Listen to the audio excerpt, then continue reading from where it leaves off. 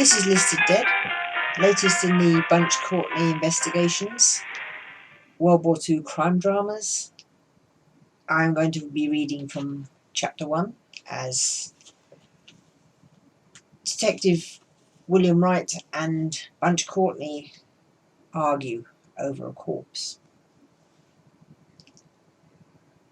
Wright stood hunched against a chill, making him seem even leaner than she remembered. The brim of his trademark fedora was pulled down against the cold air, and his town shoes were wholly inadequate against the crackles of icy tire tracks around his feet. Bunch urged Perry out onto the road, his hooves ringing loud on a metal surface, and halted just a few yards from the policeman. Wright glanced briefly in her direction, and then looked back to his bagman, D.S. Ernie Carter, without so much as a nod of recognising. "Damn you," Bunch muttered. "Are we really going to go through this territorial nonsense again?" She slid from the saddle and hitched Perry to the field gate. "Good morning, Chief Inspector Wright. What brings you here?" She jerked her head toward the corpse, draped with a meagre grey blanket. She'd already noted how its wet feet, clad in bespoke brogues, were exposed to the cold. She wanted to tug the cloth over them, because somehow it seemed to matter that the mud on those argyle socks had already begun to freeze. "Miss Courtney." Wright raised his hat briefly. "I must say the same of you. I was told there was an accident on the edge of the estate, so naturally I came across to see it wasn't any of my people." "How very conscientious," he said. "Oh, you know, noblesse oblige and all that." "I'm sure. I assume you know Dr. Lewis?" "I do indeed. Good morning, Lewis." "Miss Courtney." The GP doffed his hat, adding a slight bow. "Tragic event. Awful way for a young chap to go." "Do we know who it is?" Bunch asked, craning her neck for a closer look. Lewis attempted to sidle between Bunch and a dead man. "I'm afraid not. The Chief Inspector is looking into that now." "It's a bit beneath you, isn't it, William?" She smiled sweetly at Wright. "Isn't the motor shunt more P.C. Botting's bailiwick?" "No police work is beneath me," he replied. "I'm a serving officer." Bunch grinned. She had hit a raw spot. Nothing was going to deflect her now. "Of course you are. I'm just surprised you traipsed from your little cubbyhole in Brighton simply because some bear cub has come a perler. Come on, out with it. What's special about this chap?" "Not sure as yet, Miss Carter muttered. "P.C. Botton's put a call out for reinforcements. That's why we're here." "Enough, Carter," Wright growled. "I don't want to drive out here this morning either. But here we are. Make yourself useful. Take statements from those chaps over there. They won't have seen anything, but it'll move them on." "Yes, sir." Wright watched his sergeant stalk across the lane and sighed. "You'll have to excuse him. We had a busy night. Barely 2 hours sleep. Then we're called out to this. Carter's not getting any younger." "Can I help with anything?" Bunch asked. "Since you're here, perhaps you might be able to identify our victim." "See here, Chief Inspector." Lewis laid a protective hand on the stretcher.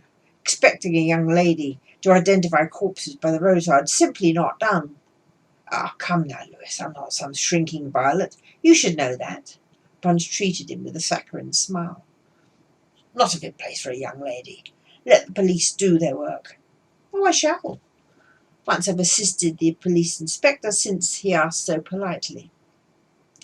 Wright grasped the edge of the blanket and stared at her, his face serious. "Given your passion for horsey pursuits," he said, "I thought you might recognise the man's hunting tie-pin." "Tie-pin?"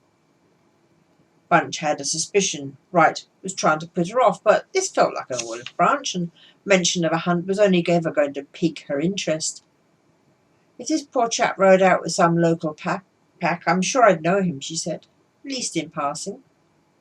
"Thank you." Wright began to raise the edge of the blanket. "Corpse is never a pleasant sight. Are you ready?" Bunch straightened her shoulders and nodded. She didn't relish the idea of dead bodies before breakfast, but Despite seeing her share of them in her time with the FAMY, Wright had issued a challenge, and she was determined not to be made a fool of. As the woolen blanket was drawn back, her insides lurched in the way they do when a train comes to a sudden stop. The pale cheeks were close-shaven, and, she noted in somewhat macabre fashion, almost a match for those blue-grey eyes that stared off somewhere to his left. You'd think someone would have closed them by now, she thought. She shook it away and examined the body in what she hoped was a more professional manner. She noted how his brown hair had been cut by an expert hand, how his white shirt was of good quality linen, how his suit had been cut from indestructible Harris tweed, which only the country set could afford. She also noted that 2 buttons of that jacket had been ripped away from their moorings. The ties knot had a handspan from his chin and was pulled impossibly tight. Probably not by his own hand, she thought. She bent to peer at the pin in question, which dangled pitifully to one side. It was a fox's head on a plain gold bar. Nothing out of the ordinary, she told them. Club emblems usually include a crest or initials of some sort. I doubt this has anything to link it with any hunt, local or otherwise. Bunch resisted the impulse to lean down and straighten the pin. From what she recalled of this chap, she was certain he would have been mortified to be seen in such disarray. "Anything else you can tell us about him?" Wright asked her. She tightened her fingers into fists and took a closer look at the dead man. The blue-tinged pallor was to be expected, so she concentrated instead on possible causes of death. In addition to a head wound, there were small marks to his neck, highlighted by a crusting of dried blood. Very obvious signs of violence, though whether from the crash or an attack, she had no way of knowing. Is that why Wright's here, she thought?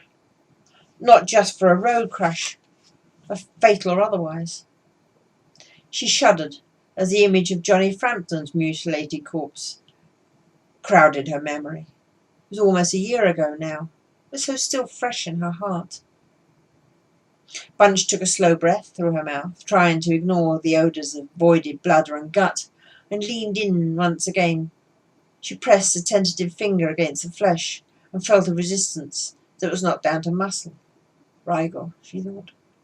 But coming in or going out? "When did this happen?" she asked. "We haven't an exact time. Probably after midnight." Wright shot a quick glance at the doctor, who nodded. P.C. Botting was summoned by a dairyman on his way to Chell's farm at around 4 a.m. "I see." Bunch waited for more, but neither man offered to state the obvious point that this body could not have lain undiscovered for more than a few hours. "So, is he known to you?" Wright asked. His voice was low, gentle, but she realised slightly insistent, as though he had asked the question several times. "Rose, do you know him?" "Pardon?" Bunch looked away from the dead man's face. She felt as if she had been staring, being rude. Though he was beyond all of that now, she thought. Yes, I know him. It's Claude Naysmith. He's more Dodo's set than mine, though a tad older than some of the others." Wright peered down at the newly identified corpse, his face revealing little of his thoughts. "What else do you want to know?" she asked. "You should leave that to police, Miss Courtney." Lewis's voice cut across the moment, and his tone held more than a hint of disapproval. "I'm sure your father would wish you were not embroiled in any more unpleasantness." She turned her head to slowly to glare at him. "The police need my help." "You just happened by," said Wright, "and I agree with Dr. Lewis. Your family won't thank me for even that much." "There's no call to be po-faced about it," she said. Lewis tutted loudly. "We have your best interests in mind, my dear. Now, Chief Inspector has finished here. I suggest you run along home." He turned away, plainly feeling that it was the end of the matter. Bunch was having none of it.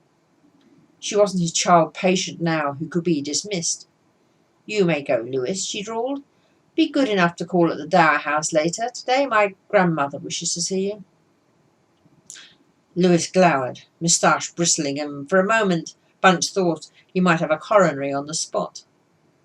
The moment passed as he bowed his head stiffly and tipped his hat. "Yes, of course, Miss Courtney. Now I really must go, Chief Inspector. I have other calls to make and I'm already late. I shall look forward to seeing what the autopsy has to say, though one imagines that the results will be self-explanatory. Good day, Miss Courtney." Lewis signalled the ambulance crew to load Naysmith's body into the ambulance and march back to his own vehicle. Wright, Bunch realised, was staring at her. "So rude," she said. "Now, we were talking about Claude. It was good to have a name for the face." Wright flipped through the pages of his notebook. "He wasn't carrying any papers, and it seems the car is not his. It's registered in the name of Penelope James, a resident of New Haven. Carter contacted New Haven police station, and the only address available was bombed out a few weeks ago." "Penelope James? I do recall hearing she and Claude were thick as thieves," said Bunch. "In which case his driving Penny's motor wouldn't come as any surprise. I believe her family lived over Chichester's way, if that helps." "That's a great help. Thank you. Identifying victims was a main priority. Now, you're sure about the name?" "Absolutely. This is, or rather was, Claude Naysmith. I can't tell you if he had a middle name." "Was he trekking, do you think? People still flooding out the cities every night despite the weather, and we can't blame them for that. Not with the lack of bomb shelters and half the lodgings along the coast," Wright said. She pursed her lips, allowing herself a glance at Naysmith's bloody face. "I'd be very surprised. More likely stationed somewhere around here, don't you think? These days people are forever signing up and getting sent hither and yon. We've got 2 new land girls from the Rhondda Valley, would you believe?" She looked at the ambulance that was backing into the road and touched her finger to her lips. A vague remembrance of deeper links were tickling at her brain, but whatever it was refused to surface, and she was not going to make rash statements that might make her look an idiot before this man. "His family have an estate in Oxfordshire. I can't recall where because I really don't have Granny's gift for these details.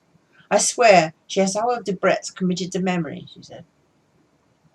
"But you're certain Claude Naysmith?" "Absolutely positive." "Then we have 2 names to be going on with," Wright said. "If he and Miss James were close, we should be able to trace her through Naysmith's circle." "Indeed you will," Bunch replied. "They ran with the same crowd. I say, isn't it possible that Penny is waiting for Claude for her car, completely unaware he's had an accident?" This was not an accident. So he was murdered, she thought. Or William thinks he was. That explains a great deal. "How awful," she said aloud. "I think she handed over her car because she was in trouble. I know they were pals, but it seems odd that she'd do that." "Not knowing Miss James, I couldn't possibly say. Legally, the use of petrol rations belonging to someone else may be dubious, even when a car belongs to a close friend." "Do you really like to complicate things?" she said. "Hardly matters now whose rations he was using. I can pop over to see Dodo later and ask her what's going on. We'll get to the bottom of it quick enough." "We?" Wright looked at her from the corner of his eye. Bunch made sure he could read nothing from her expression. Pique at his lack of communication over recent months had made walking away her first thought, but she'd recently set plans in place, and this was a place to unveil them. "Of course, we." "You casually expect me to look at a body and then think I can trot off and leave you to it? Come on, William. I think you know me a little better than that." "Well, I shall have a chat with Dodo, and also with Granny, and you shall let me know if you have any news at your end." Wright shook his head. "You've been helpful, but we shan't need your further assistance." "Oh, for God's sake," Bunch snapped. "You keep telling me you're so terribly short-staffed. Can Sussex Constabulary truly afford not to accept my offer of help?" "Just say thank you, nicely." "Help how? Enrolling as a special constable?" Bunch laughed loudly, drawing odd glances from those around them. "Good heavens, no. I have an estate to run, as my family are always eager to remind me, and your father would hardly allow it. The Honourable W.P.C. Courtney, I can't see it." She sighed. Like most of the family, she seldom used her title. "Does it matter what my father thinks?" she said. "Or who we are?" Your uncle told me to look it up. Wright shrugged. He seemed to think it was relevant. Bloodlines do matter to some people. Not to me, unless it has 4 legs and a nose bag. You keep harping on about being so short on officers. How can it matter if I'm a right-on or, God forbid, a lady? Much rather be your consulting detective. She stepped close, brushing a fleck from his lapel. I shall take a consulting fee if it makes you feel better. So no Lady WPC Rose? He grinned at her, tilting his head a little. Bunch took a step back. She hadn't intended to give him the impression she was flirting, and knew his use of her given name rather than the diminutive she preferred was a sly put-down. WPC Rose. If you ever dare call me that, I shall slap you. Hard. No doubt you will. I'm grateful for you for helping us out, but consulting, she said. Remember that. Consulting detective. Ah, consulting detective. He laughed with little humour. Somehow I can't picture you as Sherlock Holmes. Then try harder, because I have no intention of being your Watson, I can assure you. Your help was most welcome today. He hesitated, looking down at mud-spattered brogues. As for the future, there's a small matter of the Commissioner.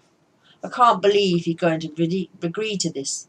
The whole idea is contrary to a few dozen regulations. Uncle Walter? Commissioner Walter? Ha, pish. You leave him to me.